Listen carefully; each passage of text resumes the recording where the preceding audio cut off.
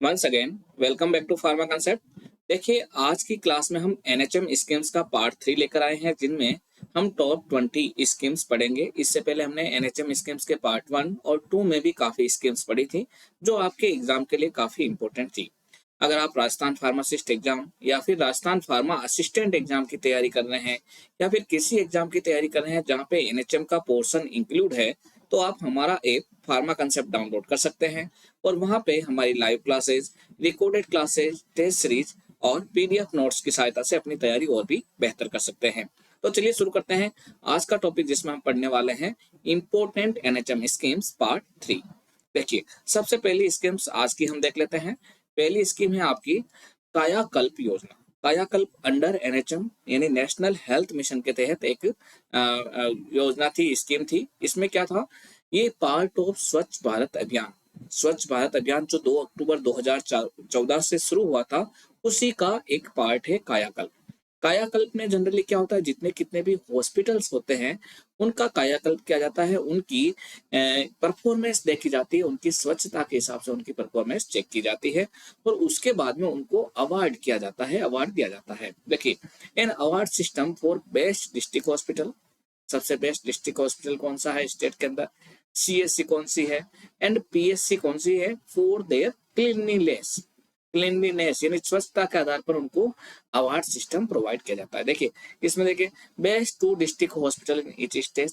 अगर मान लो कोई स्टेट है, कोई राज्य है, तो वहाँ के बेस्ट 2 डिस्ट्रिक्ट हॉस्पिटल को ये अवार्ड मिलता है। और अगर मान लो छोटा स्टेट है, स्मॉल स्टेट है, तो वहाँ पे एक हॉस्पिटल को ये अवार्ड दिया जाता है। साथ ही साथ हर एक डिस्ट्रिक्ट से एक PSC, primary health centre, PSC को क्या बोलते हैं, प्राइमरी हेल्थ सेंटर, और सीएससी को बोला जाता है कम्युनिटी हेल्थ सेंटर। तो once PSC in every district, उसको भी अवार्ड दिया जाता है। And each facility will receive a cash award with a citation. हर एक जो भी फैसिलिटी है, चाहे सीएससी हो चाहे पीएससी हो, उन सभी को केस में अवार्ड दिया जाता है। अब कितना अवार्ड दिया जाता है ये भी देख लेते हैं। अवार्ड मनी की बात करें तो फर्स्ट डिस्ट्रिक्ट हॉस्पिटल होता है, उसको 50 लाख रुपए केस दिया जाता है इनाम में। ठीक है। ऐसे ही सेकंड डिस्ट्रिक्ट हॉस्पिटल पूरे स्टेट के अंदर जो रहेगा, उसको 20 लाख रुपए आपका प्राइस दिया जाएगा। अगर सीएससी और एसडीएच की बात करें, ठीक है ना, सीएससी या फिर सब डिस्ट्रिक्ट हॉस्पिटल की बात करें, तो उनको 15 लाख रुपए दिया जाता है फर्स्ट सीएससी को, और सेकंड को 10 लाख रुपए अवार्ड दिया जाता है। ऐसे ही हर एक डिस्ट्रिक्ट की पीएससी जो बेस्ट रहेगी हर डिस्ट्रिक्ट में, उन हर एक पीएससी को 2-2 लाख रुपए अवार्ड दिया जाएगा।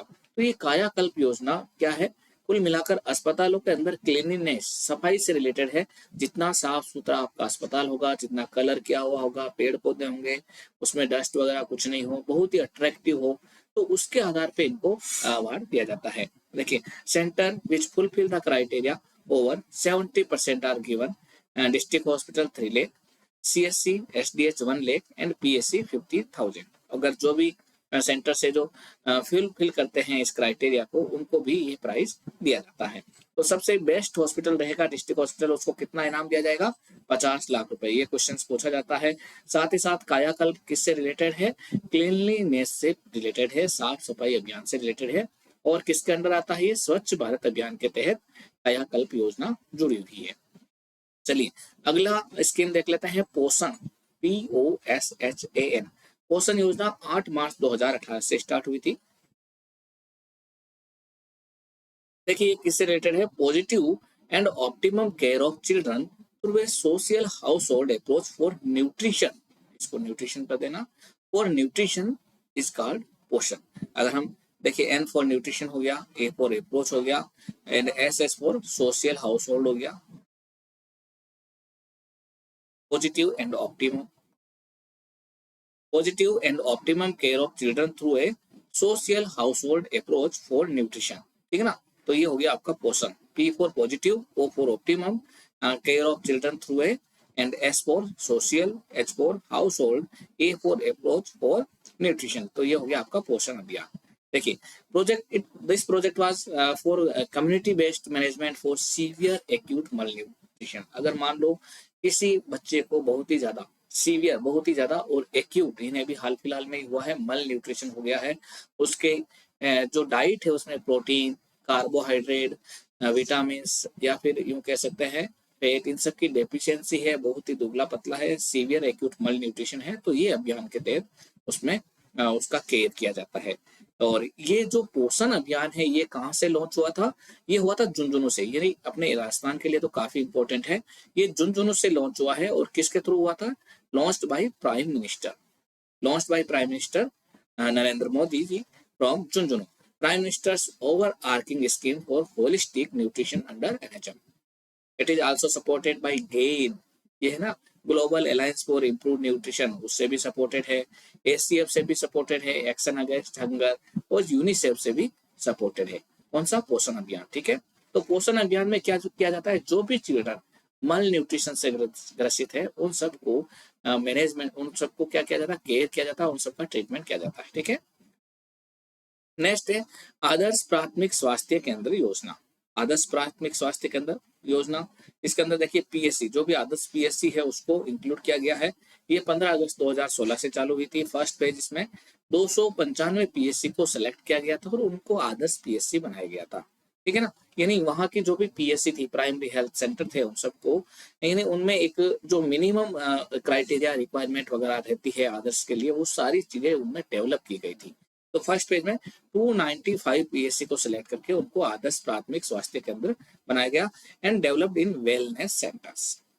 ऐसे ही प्रधानमंत्री जन धन योजना, ये तो सभी को मालूम है, जन आ गया धन आ गया, इसका मतलब जन यानी जितने कितने भी जनता है उन सबको, धन यानी अकाउंट खुलवाना। ठीक है ना, फाइनेंशियल इंक्लूजन करना, national mission for financial inclusion यानी उनमें वित्तीय समावेशन करना। हिंदी में बोले तो क्या बोलते हैं? वित्तीय समावेशन, फाइनेंशियल इंक्लूजन, उन सब का अकाउंट ओपन करवाना जिससे कि वो सब चीजें उनके पास आ सके डायरेक्टली। जो भी डीबीटी होता है, direct bank transfer, DBT, DBT का मतलब क्या होता है?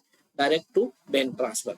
उनके जो भी स्कीम्स की, योजना की जो भी पैसा है, उनके फंड सारा का सारा डायरेक्टली बैंक में आ सके। तो ये प्रधानमंत्री जन धन योजना 1 अगस्त 2014 से स्टार्ट हुई थी और इन सभी में जो भी आपके जन है, जो भी पीपल है इंडिया के, national mission for financial inclusion, उनके सभी के सेविंग अकाउंट ओपन करना इसका मुख्य उद्देश्य था। नेक्स्ट देख लेते हैं अपन प्रधानमंत्री जनधन योजना। अच्छा हो गया स्टार्टेड इन, ये जनधन योजना नहीं है, इसको थोड़ा सा आप चेंज कर लीजिएगा। यहाँ पे मैं इसको थोड़ा सा चेंज कर लेता हूँ। तो ये जो योजना है उसका नाम है प्रधानमंत्री स्वास्थ्य सुरक्षा योजना, जो कि आपकी मार्च 2006 के अंदर स्टार्ट हुई थी। और इसमें इसके जो फर्स्ट फेज था, उस फर्स्ट फेज में क्या किया था? 6 एम्स को सेटअप किया गया था। उसके बाद में अभी हर स्टेट में एम्स ओपन करने का भी इसके अंतर्गत हो गया है। ठीक है ना, स्वास्थ्य सुरक्षा योजना में 6 एम्स को सेटअप किया गया था। नेक्स्ट है आशा सॉफ्ट। आशा सॉफ्ट क्या है? Online payment and monitoring system. Online payment and monitoring system started from 25 December 2014 and Rajasthan is the first state to start online payment to ASA। जो भी आशा है, आशा वर्कर है, उनको ऑनलाइन पेमेंट देना, ये आपका सबसे पहले राजस्थान ने स्टार्ट किया था, फर्स्ट स्टेट था आपका। अगर हम आशा का फुल फॉर्म देखें तो ये भी मैंने आपको बताया था, आशा का फुल फॉर्म क्या होता है। आशा का फुल फॉर्म क्या होता है, जल्दी से बताइएगा, कोई किसी को मालूम है तो? Accredited social health activist. Accredited social health activist, ये आपका आशा का फुल फॉर्म है। मैंने एक वीडियो भी बनाया है, क्लास भी ली है, उसमें आपको बताया था इसकी फुल फॉर्म, हेल्थ एक्टिविस्ट, ये आशा की फुल फॉर्म है। ठीक है, मदर, ये आशा कहाँ रहती है? जो पीएससी होती है ना, पीएससी, वहां पे सब सेंटर या आंगनवाड़ी वगैरह वहां होती है ना, वहां पे आशा को कुछ कार्य दिया जाता है। मैंने जो एनएचएम एनआरएचएम पढ़ाए थे उसमें आशा और उषा दोनों पढ़ाए थे पिछली क्लास में, तो वहां से आप इसको अच्छे से देख सकते हैं। Mother and child tracking system, MCTS system, इसमें क्या है? सेंट्रलाइज वेब बेस्ड एप्लीकेशन है और ये लॉन्च हुई थी ministry of health and family welfare द्वारा on December 2009। In January 2011, it was developed through mobile phone technology to provide timely health care to pregnant and infants by ANM। ठीक है, आरोग्य सखी was home based antenatal and infancy care development in 2013। चलिए next देखते हैं अपन निक्षय पोषण योजना, ये क्या है? निक्षय से रिलेटेड काफी क्वेश्चन आ चुका है। Nikshay is related with which disease? ठीक है ना, तो ये निक्से आपका ट्यूबरकुलोसिस पेशेंट से रिलेटेड है, ठीक है ना। Nikshay Poshan Yojana started from 1 April 2018 for the tuberculosis patient who are registered or notified on Nikshay portal. Nikshay portal किसके लिए है आपका? ट्यूबरकुलोसिस के पेशेंट के लिए। ये काफी बार क्वेश्चन आ चुका है, ये काफी इंपॉर्टेंट है ना। It is nutritional support scheme for TB patient under NHM. जो भी आपके टीबी पेशेंट है उनके लिए न्यूट्रिशनल सपोर्ट स्कीम है, यानी उसमें क्या किया जाता है, जो भी टीबी पेशेंट है उनको प्रोटीन रिच डाइट लेने के लिए 500 रुपीज पर मंथ दिया जाता है for nutritional support. 500 rupees per month is given to TB patients for nutritional support, and for the other therapies 1000 is extra given। Other therapies में उनको 1000 रुपए अलग से दिया जाता है। तो निक्से सॉफ्टवेयर कब से डेवलप हुआ है? मई 2012 में। जो भी आपका ट्यूबरकुलोसिस का पेशेंट होता है उनको उनकी सारी की सारी डाटा एंट्री, जो भी आप उनको मेडिसिन देते हैं वो सब के सब निक्से पोर्टल के द्वारा, निक्से सॉफ्टवेयर के द्वारा एड की जाती है। नेक्स्ट है निःशुल्क sanitary napkin distribution under NHM by ASHA. ये फरवरी 2018 में स्टार्ट किया गया था। जो भी आपकी महिलाएं थी उनको निःशुल्क सैनिटरी नैपकिन प्रोवाइड किया जाता है आशा के थ्रू। और इसका जो नाम है, इसका नाम जो आप स्कीम का, उसको हम ब्रांड नेम फ्री डेज के नाम से भी इसका ब्रांड नेम दिया गया है। तो ये क्वेश्चन पूछा जा सकता है, इनमें से फ्री डेज नाम की एक योजना है, स्कीम है, जिसका ब्रांड नेम फ्री डेज है, वो कौन सी योजना है? तो आप बता सकते हैं कि वो निःशुल्क सैनिटरी नैपकिन डिस्ट्रीब्यूशन से रिलेटेड है, जिसमें आशा के द्वारा निःशुल्क सैनिटरी नैपकिन प्रोवाइड किया जाता है फीमेल्स को। ऐसे ही नवजात सुरक्षा योजना 9 फरवरी 2020 को स्टार्ट हुई थी। जनता क्लिनिक की बात करें तो राजस्थान के अंदर जनता क्लिनिक 18 दिसंबर 2019 को वाल्मीकि बस्ती में मालवीय नगर जयपुर में ओपन किया गया था। ये फर्स्ट जनता क्लिनिक था राजस्थान का। 18 दिसंबर 2019 वाल्मीकि बस्ती मालवीय नगर जयपुर। ऐसे ही बालिका संबल योजना, बालिका संबल योजना 1 अप्रैल 2007 से स्टार्ट हुई थी। On sterilisation at the delivery of first and second girl. अगर मान लो किसी दंपति के मात्र एक बच्ची हो या फिर मात्र 2 बच्चियां हो और उसके बाद में उसका स्टेरिलाइजेशन कर दिया जाए, यानी उसमें नसबंदी कर दी जाए। स्टेरिलाइजेशन का मतलब होता है नसबंदी, है ना।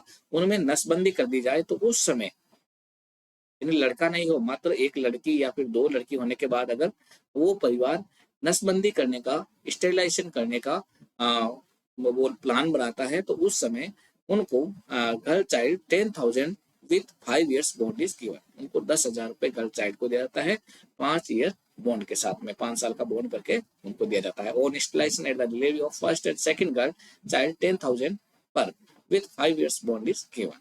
ये है बालिका संबल योजना। ऐसे ही डॉटर्स आर प्रीशियस, एक ये योजना भी थी, 23 सितंबर 2016 से चालू हुई थी।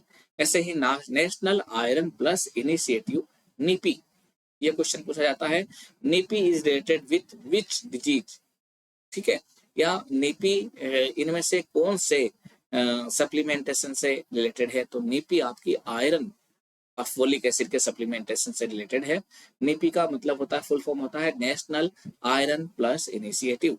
ये आपकी एनएचएम के तहत 2011 में स्टार्ट की गई थी। इसमें क्या है, जो भी आपके 6 से 59 मंथ है रूरल और अर्बन एरिया आंगनवाड़ी सेंटर से, वहाँ पे weekly iron folic acid supplementation दिया जाता है बच्चियों को। और यशोदा है या ममता है, इसमें नीपी में सपोर्ट करती है, ठीक है। नेक्स्ट है नीति आयोग। नीति का फुल फॉर्म क्या होता है, ये भी कई बार पूछा गया है। नीति का फुल फॉर्म होगा national institute for transforming India. NITI Aayog में नीति NITI का फुल फॉर्म क्या है? National institute for transforming India.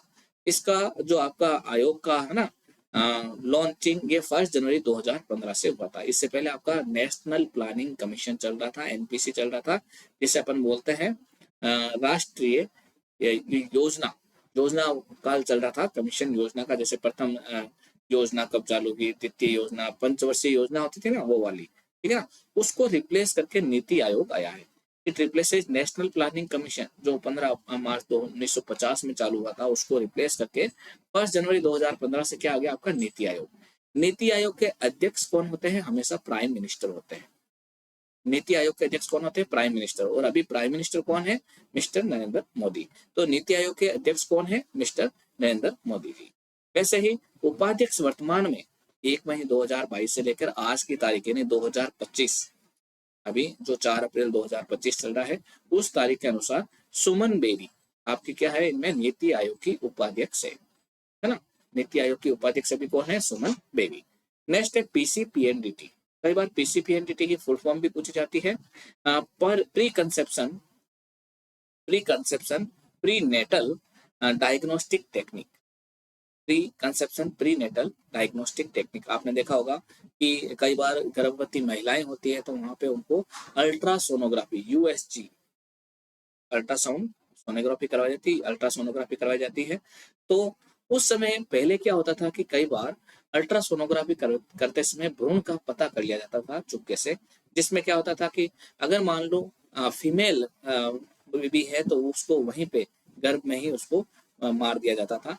तो उससे बचने के लिए पीसीपीएनडीटी एक्ट आया है, कानून आया है, जिसमें pre conception pre natal diagnostic technique act है ये। इसमें जब जितनी कितनी भी सोनोग्राफी मशीन से उन सबका एक सेंटर, उनको सेंट्रलाइज सिस्टम से जोड़ दिया गया है। अगर कहीं पे भी सोनोग्राफी मशीन के द्वारा पता करने की कोशिश की जाती है तो वहां पे बीप की आवाज सुनाई देती है और जो भी व्यक्ति इसमें शामिल होता है उसको काफी सालों की कारावास वगैरह होता है, ठीक है ना। तो ये 20 सितंबर 1994 से आया था और इसका ये एक्ट आया था, इसका इम्प्लीमेंटेशन 1 जनवरी 1996 में हो गया था। अभी रिवाइज इसका चल रहा है 2003 से। पीसीपीएनडीटी एक्ट के अंदर अलग अलग सजाएं दे रखी है, तो इस चीज को रोकने के लिए ये एक्ट बनाया गया है कि कोई भी व्यक्ति भ्रूण का पता नहीं करे। चलिए नेक्स्ट है आपका सस्टेनेबल डेवलपमेंट गोल्स, जिसे हम बोलते हैं एसडीजी, सतत विकास लक्ष्य, सतत विकास के बिंदु लक्ष्य है। उसमें 2016 में 17 लक्ष्य निर्धारित किए गए थे सतत विकास के लिए, सस्टेनेबल डेवलपमेंट के लिए। टोटल 17 गोल्स निर्धारित किए गए थे जिससे कि पूरा भारत का अच्छे से विकास हो सके। और उनमें से मात्र एक गोल था जो कि एकदम particular and directly related to health था। वो कौन सा था, गोल नंबर 3, ठीक है। ऐसे तो अगर हम हेल्थ के बारे में जितने कितने भी रिलेशंस देखें तो लगभग टोटल 1 से लेकर 6 तक गोल्स है जो वो सारे के सारे इससे जुड़े हुए हैं। बाकी जो डायरेक्टली रिलेटेड टू हेल्थ है वो गोल नंबर 3 है। जैसे गोल नंबर 1 था नो पॉवर्टी, गरीबी नहीं होनी चाहिए, जीरो हंगर, भूखमरी नहीं होनी चाहिए, good health and well being, ये आपका डायरेक्टली रिलेटेड टू हेल्थ है। क्वालिटी एजुकेशन होना चाहिए, जेंडर इक्वलिटी होनी चाहिए, क्लीन वाटर एंड सैनिटेशन होना चाहिए। ऐसे देखा जाए तो ये सारे के सारे हेल्थ डिस्पेरिटी से रिलेटेड है। बाकी डायरेक्टली रिलेटेड टू हेल्थ कौन सा है, गोल नंबर 3, ठीक है ना, good health and well being. Total कितने लक्ष्य निर्धारण किए गए हैं, इसमें 17 लक्ष्य निर्धारण किए गए हैं सस्टेनेबल डेवलपमेंट गोल्स के आधार पर। तो उसमें 17 लक्ष्यों में से तीसरा लक्ष्य है गोल नंबर 3, वो गुड हेल्थ एंड वेलबींग है जो डायरेक्टली रिलेटेड टू हेल्थ है। नेक्स्ट है skilled birth attendant SBA training programme. Skilled, S का मतलब skilled birth attendant training programme, यानी जो भी आपके हॉस्पिटल में ANM है, LHB है, उनको ट्रेनिंग दी जाती है कि किस तरीके से बर्थ को अटेंड करना है। अगर मान लो कोई डिलीवरी होती है तो उसको किस तरीके से अटेंड करना चाहिए। तो इस प्रोग्राम के तहत वो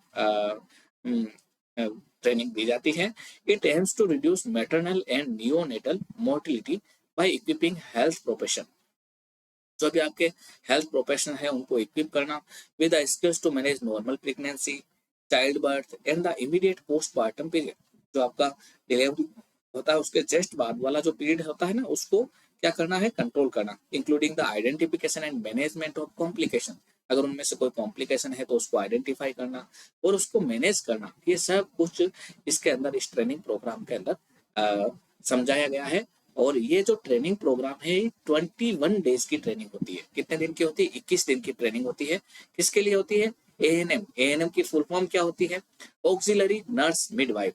ऐसे ही आपकी दूसरी होती है LHV की फुल फॉर्म क्या होती है, लेडी हेल्थ विजिटर। LHV की क्या होती है, लेडी हेल्थ विजिटर। और ANM की क्या होती है, ऑक्सिलरी नर्स मिडवाइफ्स, ठीक है ना।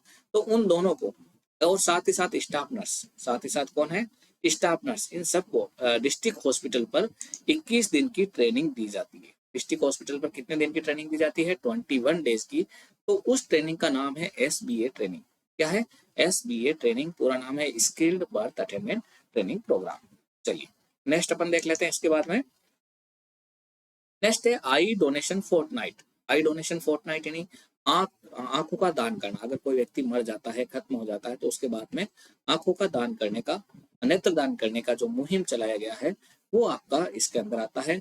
ये आपका 25 अगस्त से लेकर 8 सितंबर तक ये डेज मनाया जाता है एवरी ईयर, है ना। The national eye donation fortnight is celebrated every year during August 25 to September 8। ये क्वेश्चन भी पूछा जा सकता है कि नेक्स्ट आई डोनेशन फोर्टनाइट कब सेलिब्रेट किया जाता है नेशनल लेवल पर, और इसका कैंपेन का क्या है मेन उद्देश्य।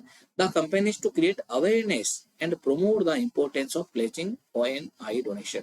यानी उनसे शपथ ली जाती है कि भाई मेरे मरने के बाद में मेरी आंखों का दान किया जाए, उनमें अवेयरनेस लाई जाती है, उनको प्रमोट किया जाता है जिससे कि ज्यादा से ज्यादा नेत्रदान हो। और जो भी व्यक्ति अंधे हैं या फिर ब्लाइंड या फिर आंखों से रिलेटेड कोई दूसरी डिजीज से संबंधित ग्रसित है, तो उनकी आईज को रिप्लेस किया जा सके, ठीक है ना। तो national eye donation fortnight was established by the ministry of health and family welfare, MOHFW, ministry of health and family welfare in 1985। MOHFW की फुल फॉर्म भी आपके पास यहाँ पर आ चुकी होगी, ठीक है। नेक्स्ट है दस्तक अभियान। दस्तक अभियान सबसे पहले MP में स्टार्ट हुआ था, मध्य प्रदेश में, 16 नवंबर 2016 को, और वो भी कितने दिन के लिए? 15 दिन के लिए। इट इज रिलेटेड विथ मल न्यूट्रिशन अमोंग चिल्ड्रन। यानी इनका इस अभियान का काम था कि जो भी चिल्ड्रन हैं जिनमें मल न्यूट्रिशन है, कुपोषण है, मल न्यूट्रिशन का मतलब हिंदी में होता है कुपोषण, जिनमें पोषण पूरा नहीं है, जिनके अंदर, जिनमें किसी न किसी चीज की डेफिशिएंसी है, विटामिन हो गया या फिर प्रोटीन्स हो गया या फिर कार्बोहाइड्रेट हो गया, तो वो मल न्यूट्रिशन है। मेनली कार्बोहाइड्रेट और प्रोटीन्स में माना जाता है, ठीक है ना। जैसे क्वाशियोकर हो गया डिजीज, या फिर मरासमस हो गया, मैंने आपको पढ़ा भी रखा है ना। तो उसमें अगर मान लो मल न्यूट्रिशन है, तो उस मल न्यूट्रिशन को डोर टू डोर जाके या फिर स्कूल्स में जाके उनको पहचानना और उनको ठीक करना, है ना। It is started to eliminate malnutrition among children at doorstep and schools. यानी घर घर जाके पता करना या फिर स्कूल्स में जाके पता करना और उनको मल न्यूट्रिशन को, कुपोषण को खत्म करना, ये आपका दस्तक अभियान के अंदर शामिल था। दस्तक अभियान कौन से स्टेट ने स्टार्ट किया था? मध्य प्रदेश ने स्टार्ट किया था, है ना। यहाँ से क्वेश्चन भी पूछा जाता है, अगर कोई MP का स्टूडेंट है तो वहां के लिए ये काफी इंपॉर्टेंट क्वेश्चन है। ये इसका सेकेंड राउंड 15 जून से लेकर 15 जुलाई 2017 में हुआ था, ठीक है। नेक्स्ट है सांस। सांस भी एक प्रकार का प्रोग्राम है। सांस किससे रिलेटेड है? Social awareness and action to neutralise pneumonia. Pneumonia को न्यूट्रलाइज करना सक्सेसफुली। जो भी बच्चे हैं, बच्चों के अंदर, छोटे बच्चों के अंदर अगर कोई न्यूमोनिया डिजीज है तो उसको क्या करना, उसमें जागरूकता उत्पन्न करना और उस न्यूमोनिया को पहचान के उस न्यूमोनिया डिजीज को खत्म करना, है ना। ये 16 नवंबर 2019 से स्टार्ट हुआ है। यानी अगर क्वेश्चन आ जाए कि सांस अभियान ये किससे रिलेटेड है या इसकी फुल फॉर्म क्या है, तो आप आराम से बता सकते हैं, social awareness and action to neutralise pneumonia successfully, ठीक है ना। ये सांस से है, ये 16 नवंबर 2019 को हुआ था। It aims to reduce childhood pneumonia death by increasing awareness. यानी कई बार क्या होता है, बच्चों में न्यूमोनिया की वजह से डेथ हो जाती है, खत्म हो जाते हैं, तो उनमें अवेयरनेस लाना by increasing awareness and action on prevention, protection and early identification of the disease. यानी क्या करना है, एक तो अवेयरनेस लाना, साथ ही साथ उसको प्रिवेंट करने का एक्शन बताना, उसको प्रोटेक्ट करना, उसका अर्ली आइडेंटिफिकेशन करना, उसको क्योर करना, ये सब कुछ इसके अंदर अवेयरनेस में शामिल है। Social awareness and action to neutralise pneumonia successfully के अंदर शामिल है। तो आज के दिन यानी आज की इस क्लास के अंदर अपन 20 लगभग पढ़ चुके हैं स्कीम। इससे पहले भी अपन ने काफी स्कीम्स पढ़ी थी पार्ट 1 और पार्ट 2 में। तो ये सारी स्कीम्स आपके लिए काफी इंपॉर्टेंट है, इन स्कीम्स को अच्छे से समझिएगा, क्योंकि यहाँ से लगभग NHM में कम से कम 7 से 8 क्वेश्चन आने वाले हैं, ठीक है। तो और दूसरी बात, अगर आपके कोई भी फ्रेंड्स इस एग्जाम की तैयारी करें तो उनको जरूर बताइएगा कि वो भी फार्मा कंसेप्ट ऐप डाउनलोड करें और वहां पे जाके हमारी जो भी लाइव क्लासेज है, रिकॉर्डेड क्लासेज है, टेस्ट सीरीज है। जो टेस्ट सीरीज होगी वो क्या होगी, जब आपका एग्जाम होगा उससे जस्ट 1 महीने पहले वीकली टेस्ट होगा सभी बच्चों का साथ साथ में, और इसके अलावा भी 3000 MCQs, मॉक टेस्ट वगैरह सब्जेक्ट वाइज टेस्ट, वो सब कुछ इसके अंदर इंक्लूड है पेज के अंदर। और कुछ सब्जेक्ट के पीडीएफ नोट्स भी है जिनको आप डाउनलोड करके प्रिंट आउट निकाल के घर पे पढ़ सकते हैं। तो उन सबको बिल्कुल घर पे बैठ के आसानी से अपनी तैयारी कर सकते हैं। तो अपने दोस्तों को भी बोलेगा जिससे कि वो भी अपनी तैयारी अच्छे से कर सके।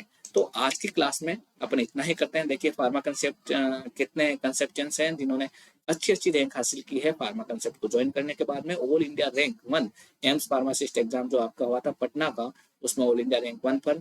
साथ ही साथ जो सीआरई एग्जाम हुए थे उनमें ऑल इंडिया रैंक 3, 8, 10, 14, 16, 21, 66, ये सब स्टूडेंट्स फार्मा कंसेप्ट के हैं। तो आप भी फार्मा कंसेप्ट के साथ में जुड़िएगा जिससे कि आप भी अपनी तैयारी और भी बेहतर कर सकें और इस तरीके से आप भी अपना नाम रोशन कर सकें। तो चलिए आज की क्लास यहीं कंप्लीट करते हैं, मिलते हैं अगली क्लास में। तब तक के लिए best of luck for exam and thanks.